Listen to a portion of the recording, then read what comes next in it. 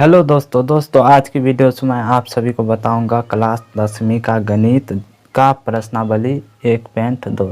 तो देखिए दोस्तों, यहाँ पर मैं आज 3 नंबर क्वेश्चन बताऊंगा। पहला और दूसरा क्वेश्चन मैं बता चुका हूँ। तो देखिए दोस्तों, 3 नंबर क्वेश्चन में क्या बोला गया है। तो यहाँ पे देखिए दोस्तों, मैं पढ़ रहा हूँ क्वेश्चन में क्या बोला गया है। तो यहाँ पे देखिए, अभाज्य गुणनखंड विधि द्वारा निम्नलिखित पूर्णांकों के एचसीएफ और एलसीएम ज्ञात कीजिए। तो देखिए दोस्तों, यहाँ पे जो 3 नंबर क्वेश्चन दिया गया है ये बिल्कुल 2 नंबर क्वेश्चन के तरह ही बनेगा। तो देखिए दोस्तों, अगर आप 2 नंबर वाला क्वेश्चन का वीडियो नहीं देखा है तो जाके देख लीजिए, तभी आपको समझ में आएगा। देखिए दोस्तों, यहाँ पे अभाज्य गुणनखंड विधि से बोला गया है एचसीएफ और एलसीएम निकालने के लिए। तो देखिए दोस्तों, यहाँ पे दिया गया पहला नंबर क्वेश्चन में 12, 15 और 21।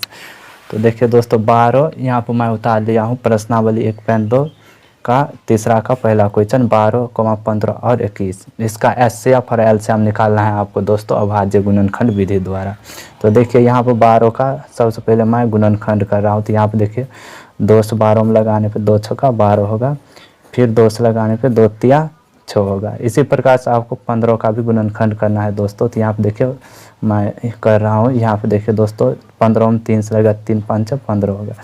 फिर आपको 21 का भी गुणनखंड इसी प्रकार से करना है। यहाँ पे देखिए 21 तो 3 से लगेगा 3 7 21। अब देखिए दोस्तों, आपको इस प्रकार से लिखना है 12 का गुणनखंड 2। देखिए दोस्तों, यहाँ 12 का गुणनखंड में 2 आया है, फिर 2, फिर गुने में 3। अब फिर इसी प्रकार से आपको 15 यहाँ पे लिख लेना है और ये इस प्रकार से लिखना पड़ेगा 3 गुना में 5। देखिए दोस्तों, फिर यहाँ पर आपको 21 लिखना है और 21 में आया है 3 गुने में 7। तो देखिए दोस्तों, अब आपको एचसीएफ और एलसीएम बताना है। तो इसका एचसीएफ और एलसीएम कैसे निकलेगा दोस्तों। तो देखिए दोस्तों, 12, 15 और 21 का एचसीएफ सबसे पहले मैं आपको बताता हूं। तो एचसीएफ देखिए दोस्तों, इन सभी के गुणनखंड में जो कॉमन वाली संख्या मिलती है, मतलब दोस्तों देखिए इन सभी के गुणनखंड में जो भी संख्या सभी में मिलेगा वो एचसीएफ होता है। तो यहाँ पे देखिए 3 इसमें भी है, 3 इसमें भी है और 3 इसमें भी। और देखिए दोस्तों, और कोई भी संख्या कॉमन वाली है तो इसमें देखिए अब कोई संख्या कॉमन वाली नहीं है। तो इसका एचसीएफ कितना होगा दोस्तों, 3 ही होगा, क्योंकि 3 सभी के गुणनखंड में है। अब आपको एलसीएम बताना है। तो एलसीएम देखिए यहाँ पर दोस्तों, एलसीएम बराबर देखिए दोस्तों, एलसीएम बराबर तो सबसे पहले आपको लिखना पड़ेगा एचसीएफ, तीनों मिला के एक बार 3, फिर गुने में आएगा। यहाँ पर देखिए दोस्तों, जो संख्या है 2, फिर 2, फिर यहाँ पे देखिए दोस्तों 5 बचा है तो 5, और यहाँ पे गुने में 7। अब आपको इन सभी संख्या को गुना कर देना है, वही हमारा एलसीएम होगा। चलिए दोस्तों, मैं गुना करके आपको बता रहा हूँ कितना होगा। तो देखिए दोस्तों, यहाँ पे 3 दूना 6, 6 दूना 12, 12 5 से 60, और 60 के 7 से गुना करने पर होगा दोस्तों 420। तो इसका एलसीएम दोस्तों कितना हुआ, 420, और एचसीएफ 3। पहला 3 का पहला क्वेश्चन बन गया दोस्तों। इसी प्रकार से आपको 3 का दूसरा क्वेश्चन भी बनाना है। तो यहाँ पे देखिए मैं दूसरा क्वेश्चन लिख रहा हूँ। तो दूसरा क्वेश्चन में देखिए दोस्तों, यहाँ पे क्या दिया है। सबसे पहले यहाँ पे दिया है देखिए 17, 23, 29। तो 17, 23 और 29 दिया है दोस्तों, और 29। तो यहाँ पे देखिए 17 का आपको गुणनखंड करना है। तो 17 तो अभाज्य संख्या है, तो इसका 17 का 17 1 से लगेगा। फिर यहाँ पर 17 23 दिया है, तो 23 का गुणन करना है। तो 23 का भी 23 का 23 होगा दोस्तों। फिर 29 का करना है आपको, तो 29 का 29 होगा। तो इस प्रकार से हम गुणनखंड कर लिया है। अब आपको कुछ इस प्रकार से लिखना है, 17 बराबर 17 गुना 1, फिर 23 बराबर 23 गुना 1, फिर आपको लिखना है 29 बराबर 29 गुना 1। अब देखिए दोस्तों, आपको एचसीएफ बताना है। तो एचसीएफ इसका कितना होगा दोस्तों, आप लोग कमेंट में बताइए। यहाँ पे देखिए एचसीएफ जो सभी के गुणनखंड में संख्या मिलती है वही एचसीएफ होता है। तो यहाँ पे देखिए सभी के गुणनखंड में कौन सी संख्या है, 1 1 1। तो इसका एचसीएफ कितना होगा दोस्तों, 1। और एलसीएम इसका कितना होगा, तो एलसीएम दोस्तों क्या होता है। तो सबसे पहले यहाँ पे देखिए आपको 1 लिखना पड़ेगा, क्योंकि एचसीएफ इसका 1 है तो 1। फिर आपको लिखना है 17 गुना 23 गुना 17 गुना 23 और गुना में 29। और इन सभी संख्याओं को गुना करने पर दोस्तों जो आएगा वही हमारा एलसीएम होगा। तो इन सभी को गुना करने पर दोस्तों यहाँ पर आएगा 1139। तो 1139 हमारा एलसीएम हुआ और यही हमारा आंसर हुआ। तो देखिए दोस्तों तीसरा का दूसरा क्वेश्चन भी बन गया है। अब देखते हैं दोस्तों तीसरा का तीसरा क्वेश्चन। तो यहाँ पे देख लीजिए दोस्तों तीसरा का तीसरा क्वेश्चन। देखिए दोस्तों यहाँ पे तीसरा नंबर क्वेश्चन में दिया 8, 9 और 25। तो देखिए दोस्तों यहाँ पे तीसरा नंबर क्वेश्चन में दिया है 8, 9 और 25। तो इन सभी का आपको एचसीएफ और एलसीएम निकालना है अभाज्य गुणनखंड विधि से। तो देखिए दोस्तों किस प्रकार से आप निकाल सकते हैं। तो यहाँ पे देखिए 8 को सबसे पहले आपको गुणनखंड करना है। 8 का गुणनखंड क्या होगा दोस्तों? तो 2 चौका 8, फिर 2 से लगेगा तो 2 दूनी 4, फिर 2 से लगाने फिर 2 एकान 2 होगा। फिर 9 का गुणनखंड इसी प्रकार से आपको करना है। तो 3 तिया 9, फिर 3 एकान 3 होगा। फिर यहाँ 25 का भी आपको गुणनखंड करना है। तो 5 से देखिए लगेगा तो 5 25 और फिर 5 से लगाने पर 5 एकान 5। अब देखिए दोस्तों आपको इन सभी संख्याओं का मतलब 8 का, 9 का और 25 का एचसीएफ बताना है। तो यहाँ पे देखिए एस सबसे पहले आपको ऐसे लिखना पड़ेगा दोस्तों। यहाँ पे 8 बराबर यहाँ पे लिखना पड़ेगा आपको गुणनखंड इसका। देखिए 2 गुना में 2 और 1 आया है।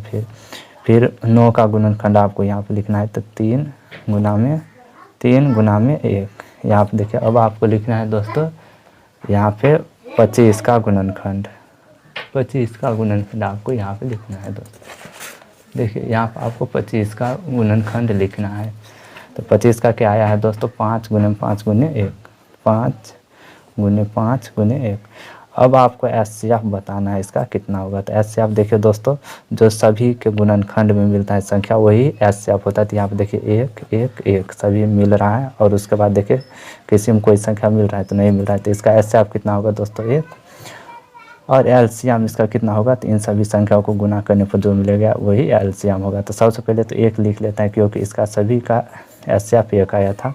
अब देखिए दोस्तों यहाँ पे 2 2 2 मतलब 2 3 बार है तो 3 बार 2 लिखना है।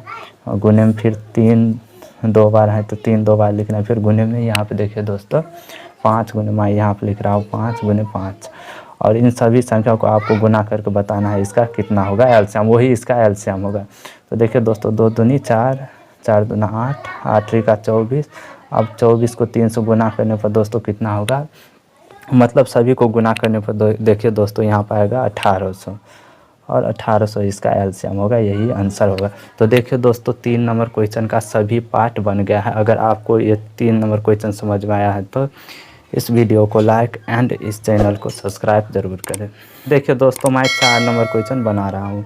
यहाँ पे देखिए 4 नंबर क्वेश्चन में दिया है एचसीएफ ब्रैकेट 306, 657 फिर ब्रैकेट बंद है बराबर 9 दिया है। एलसीएम ब्रैकेट 306, 657 ज्ञात कीजिए। तो देखिए दोस्तों यहाँ पे इन दोनों संख्या का एचसीएफ 9 दिया है और एलसीएम इतना का निकालने के लिए बोल रहा है। तो यहाँ पे देखिए आप किस प्रकार से निकाल सकते हैं। तो यहाँ पे सबसे पहले आपको लिखना है होलो हल। देखिए दोस्तों हल मैं लिख लिया हूँ। अब आपको लिखना है 306, 657 बराबर कितना दिया है दोस्तों? 9। इसका एचसीएफ दिया है। अब आपको लिखना है हम जानते हैं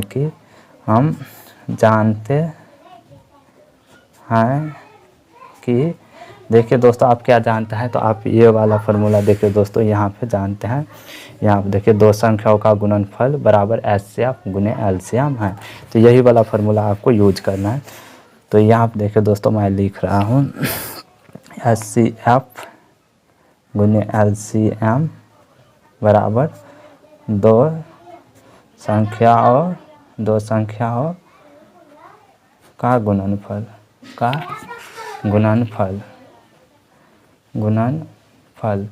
तो देखिए दोस्तों अब आपको करना क्या है? तो इसका एचसीएफ कितना दिया है दोस्तों? यहाँ पे देखिए 9 दिया है। तो 9 और एलसीएम ज्ञात करने के लिए बोल रहा है। तो एलसीएम को ऐसे ही रहने देते हैं। फिर यहाँ पे देखिए दोस्तों 2 संख्याओं का गुणनफल। तो 2 संख्या क्या दिया है? ये 306 और गुणनफल है तो गुना का चिन्ह लगाएंगे। फिर यहाँ पे 657। अब आपको इस प्रकार से लिखना है। एलसीएम क्योंकि निकालना है दोस्तों तो एलसीएम को इधर ही रहने देते हैं, 9 को इधर भेज देते हैं। तो यहाँ पे देखिए 306 गुना 657 और बट्टा में ये इधर देखिए दोस्तों गुना है तो इधर भाग में आएगा अब देखिए दोस्तों, यहाँ पर आपको एलसीएम बताना है। तो एलसीएम बराबर इन दोनों संख्या को गुना करना है पहले दोस्तों। तो गुना करने पर देखिए दोस्तों, यहाँ पर आएगा 20, 10, 42 और यहाँ पर बटा में 9 है तो 9 ही लिख लेना है आपको। अब देखिए दोस्तों, एलसीएम बराबर, देखिए दोस्तों बटा का मतलब होता है भाग। अब 9 से इसमें भाग देने पर आप लोग खुद करके देख लीजिएगा दोस्तों।